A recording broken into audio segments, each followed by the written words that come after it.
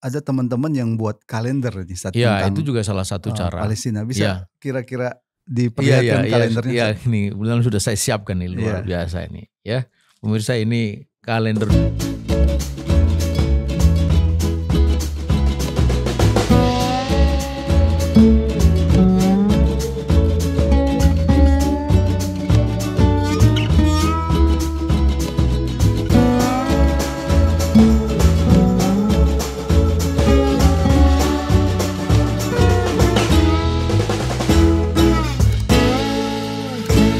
Bismillahirrahmanirrahim. Assalamualaikum warahmatullahi wabarakatuh.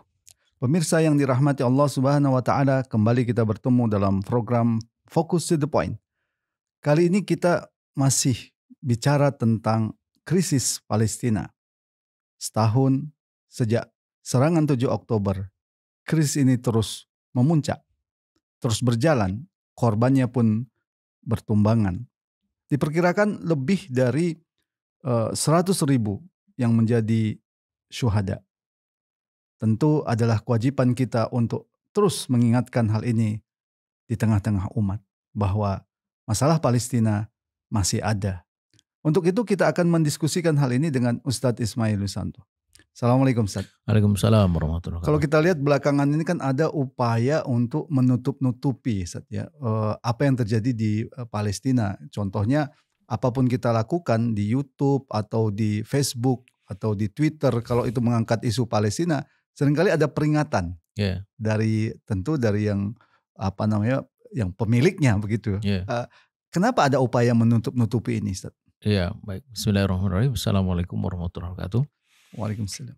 Ya, satu hal yang sangat jelas adalah bahwa apa yang mereka lakukan Zionis Yahudi di Palestina, di Gaza khususnya, itu adalah sebuah kejahatan yang tak terperikan.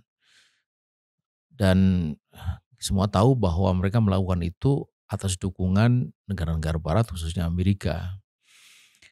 Dan dunia tahu bahwa itu semestinya tidak terjadi, harus segera dihentikan. Tapi mereka tidak melakukan itu, malah semakin hari semakin brutal, karena bukan hanya Palestina, sekarang juga mereka mengarahkan sasarannya ke Lebanon, kemudian ke Suriah dan ke negara-negara lain. Jadi dunia semakin tahu bahwa ini adalah sebuah kejahatan yang luar biasa. Dan ketika kejahatan itu makin hari makin terang, maka opini dunia itu tak terbendung. Apalagi ini hari dengan media sosial, orang bisa mengekspresikan ketidaksetujuannya, kemarahannya secara bebas kepada para penjahat itu melalui media sosial. Nah, satu-satunya jalan untuk membendung opini itu, ya, di dalam berbagai riset itu disebutkan sangat timpang. Mereka yang mengecam agresi Zionis Yahudi ke Palestina, ke Gaza khususnya, itu miliaran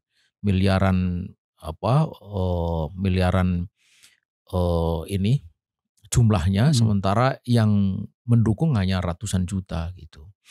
Jadi satu-satunya jalan adalah menghentikan setiap materi, baik itu di YouTube, di Instagram, kemudian di TikTok maupun juga di X, itu yang berkenaan dengan Palestina.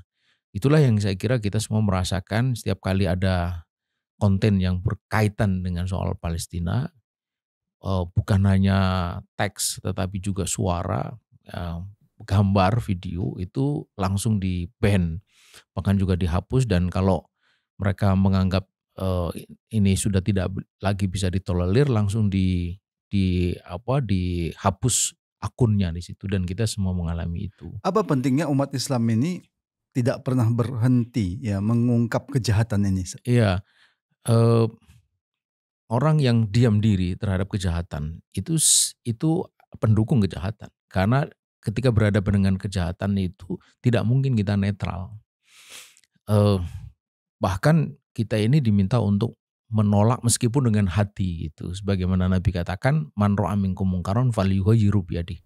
Kalau engkau melihat kemungkaran, kejahatan, apalagi kejahatan yang sudah begitu rupa seperti kita saksikan di Palestina, itu harus kita hentikan dengan tangan kita, dengan kekuatan kita, dengan kekuasaan kita. Fa'ilam yastati, kalau tidak mampu dengan lesan kita gitu. Dengan lesan kita ini hari, dengan jari kita. Kalau itu tidak mampu, tetap saja tidak boleh kita menerima gitu. Kita tetap harus tolak meskipun dengan hati kita, dan itu disebut oleh Nabi sebagai selemah-lemah iman. Dan saya kira kita semua tidak ingin disebut oleh Nabi sebagai selemah-lemah iman, karena itu harus terus kita teriakkan dengan berbagai cara gitu. Jika kemudian melalui sosial media itu di-ban begitu rupa, ya kita harus cari cara bagaimana supaya tidak mudah terdetek. Dan saya kira netizen sekarang makin hari makin pandai, karena ada pola yang bisa dicermati, misalnya bagaimana hurufnya, bagaimana kata-katanya, bagaimana video dan sebagainya gitu. Jadi ekspresi itu harus diungkapkan dalam berbagai bentuk. Dalam berbagai bentuk, dalam berbagai cara. Ya, saya mendengar bahwa ada teman-teman yang buat kalender nih tentang itu juga salah satu cara. Palestina. Bisa kira-kira diperlihatkan kalendernya? Iya, ini benar sudah saya siapkan nih, luar biasa ini. Ya, pemirsa, ini kalender khusus didedikasikan untuk saudara-saudara kita yang saat ini sedang berjuang melawan Zionis Yahudi di sana di Palestina, ya. Kalau itu kalender gantung, Sat, ya? Ya, ini kalender gantung. Kalau ini sama ini ya, kalender duduk ini. Ya, sama. Jadi ada dua versi dinding dan versi duduk gitu. Versi dinding tentu di dinding, duduk ini untuk menghiasi meja kita. Jangan biarkan meja kita kosong begitu saja. Harus dimanfaatkan, dan ini saya kira satu cara yang sangat elegan. Apa kira-kira isinya itu? Semua hal tentang Palestina. Yang pertama adalah ini gambaran tentang bagaimana Palestina dahulu di masa khilafah Islam, khilafah Utsmani. Ketika Theodor Herzl itu datang ketika Theodor Herzl itu punya pikiran untuk membuat Der Judenstaat ini di lembar kedua, negara Yahudi, dan yang dituju adalah tanah Palestina. Dia tahu bahwa tanah Palestina itu bukanlah tanah yang tidak punya ampunya. Itu tanah yang sudah ada kehidupan sejak bahkan beratus tahun sebelumnya.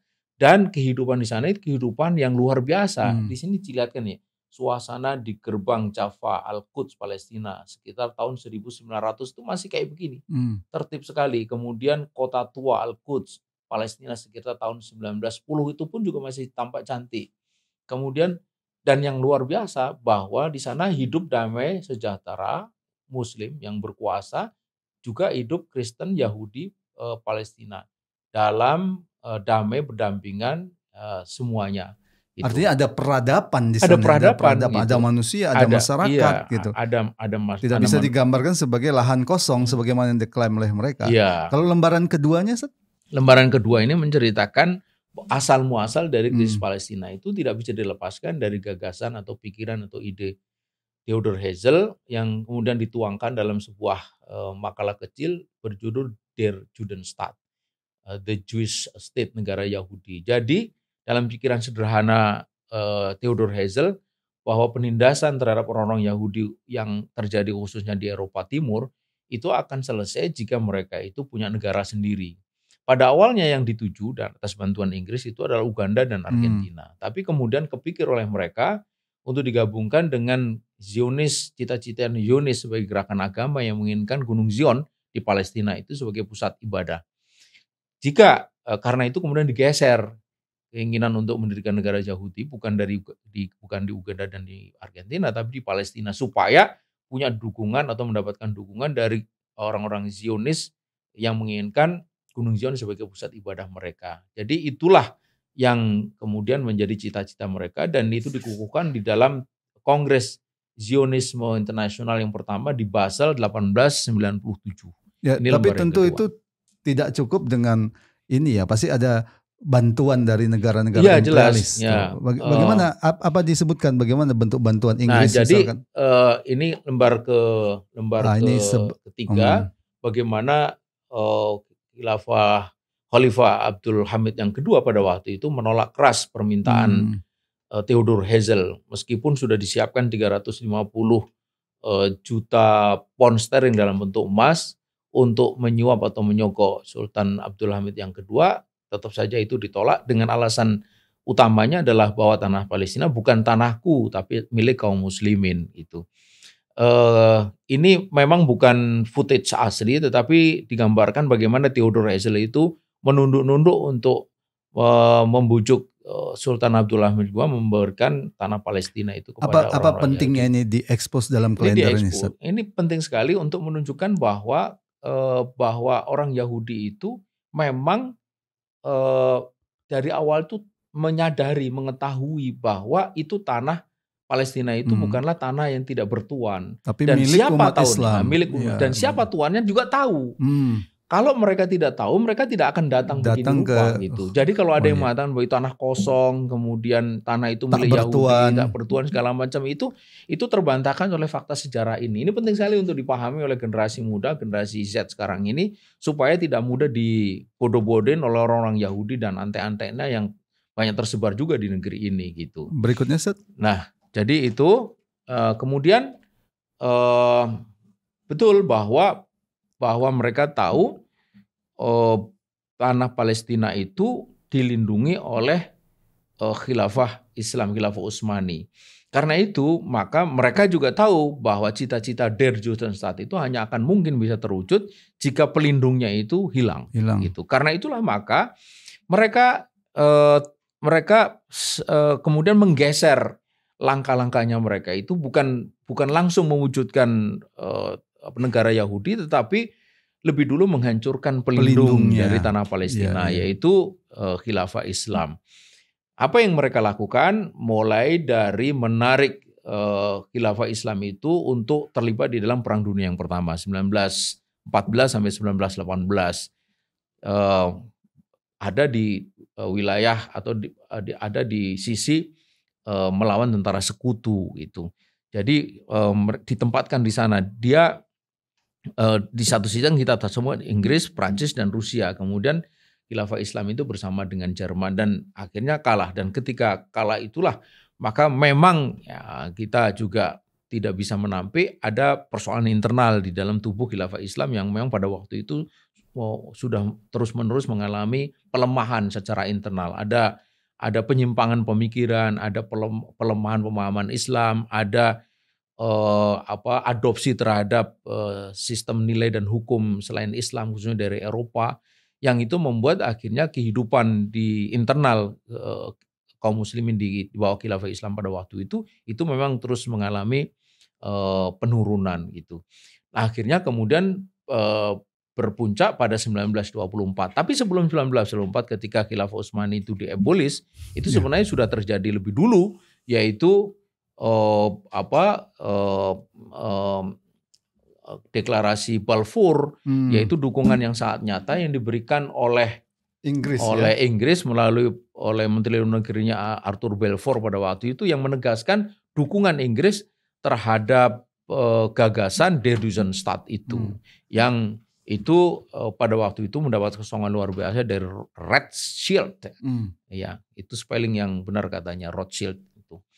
Maka kemudian akhirnya runtuh khilafah Utsmani 1924, dan betul setelah 1924 itu sejarah mencatat migrasi orang-orang Yahudi khususnya dari Eropa Barat ke wilayah Palestina itu semakin hari semakin meningkat. Pada 1923 itu 12.000 atau berapa gitu. Kemudian 1924 itu sampai 23.000. Jadi jelas sekali ada hubungan yang sangat signifikan antara keruntuhan khilafah Utsmani dengan meningkatnya imigrasi. Dan foto-foto ini kalau kita lihat menunjukkan siapa yang sebenarnya jadi korban, kan begitu. Misalkan ada 750.000 warga Palestina diusir. Ada pembantaian di Yasin oleh militer Zionis 1948. Karena selama ini kan Israel itu atau entitas penjajah Yahudi memposisikan seolah-olah mereka menjadi korban, begitu, Ustaz? Iya, betul. Dan ini ada foto, ini original yang menunjukkan bagaimana imigran Yahudi itu mendarat pertama kali di Haifa, Palestina mulai dari 1882. Dan itu ada foto, ada video aslinya juga yang menunjukkan bagaimana mereka itu mulai menguasai tanah Palestina. Mereka memagari, kalau tidak ada perlawanan pagarnya diluaskan. Kalau ada perlawanan mereka lawan, kalau kalah mereka mundur. Kemudian ada juga usaha untuk membeli tanah Palestina. Maka kemudian keluar fatwa para ulama di Al-Quds yang mengharamkan jual beli tanah Palestina, termasuk melarang untuk menjadi broker atau maklar dari transaksi itu. Itu artinya opini yang selama ini mereka bangun bahwa yang dilakukan oleh mereka, kejahatan mereka itu adalah karena membela diri. Dengan foto-foto ini terbantah jelas. Ya. Mereka itu merampok. Bagaimana perampok disebut membela diri dan kemudian dianggap sebagai absah di situ. Nah, kalau berikutnya kita lihat. Jadi ini betul tadi bahwa ini menunjukkan siapa yang menjadi korban pertama. Jadi Taufan Aqsa baru setahun yang lalu itu merupakan rangkaian perlawanan. Bukan awal dari perlawanan, bukan awal yang menimbulkan masalah, tapi itu adalah perlawanan dari masalah yang mereka timbulkan, yaitu orang-orang Yahudi, Zionis Yahudi yang mengambil paksa tanah Palestina. Gitu. Ya. Dan kalau kita lihat perlawanan umat Islam, subhanallah, tidak pernah berhenti. Tidak pernah berhenti. Itu tergambarkan pada halaman berikutnya. Iya, pada berikutnya misalnya ini kita pasangkan secara khusus Syekh Ahmad Yasin yang menjadi pendiri dari Hamas. Ya, dia tidak pernah kendur meskipun pada akhir hayatnya itu dia tubuhnya sudah begitu tua, ya, begitu usianya renta dan tubuhnya sudah begitu rupa, cacat. Dia kemana-mana menggunakan kursi roda, tapi semangatnya tidak pernah luluh. Dia syahid akhirnya tepat ketika dia tembakan rudal Zionis itu mengenai dirinya dan kursi rodanya itu pagi hari selepas dia sholat subuh di dan itu Gaza. Tidak menghentikan perlawanan. Dan itu tidak menghentikan. Artinya seperti yang dilakukan oleh Zionis Yahudi sekarang dengan membunuh pemimpin-pemimpin Hamas, itu tidak akan menghentikan perlawanan. Jadi Rantis syahid, kemudian yang terakhir Ismail Haniya, dan jika benar sekarang ini juga begitu, maka mereka kecelik bahwa terbunuhnya pemimpin perlawanan itu tidak akan pernah menghentikan jihad. Terakhir Ustadz, di sini ada masa depan Palestina, perjuangan pembebasan Palestina dengan jihad dan khilafah. Pertanyaannya why? Ya, ini lembar terakhir ini penting untuk menunjukkan kepada umat bahwa ini hari mungkin dirasakan bahwa kita lemah, lalu seperti seolah-olah kalah di berbagai sudut, di berbagai titik. Tapi ingatlah bahwa umat Islam itu adalah umat yang tidak pernah berhenti berjuang. Dan perjuangan itu tampak nyata di berbagai wilayah dunia. Ini kita ambil foto-foto dari aksi-aksi di Palestina sendiri, di Hebron, ya, pada tahun 2024 ini luar biasa, dan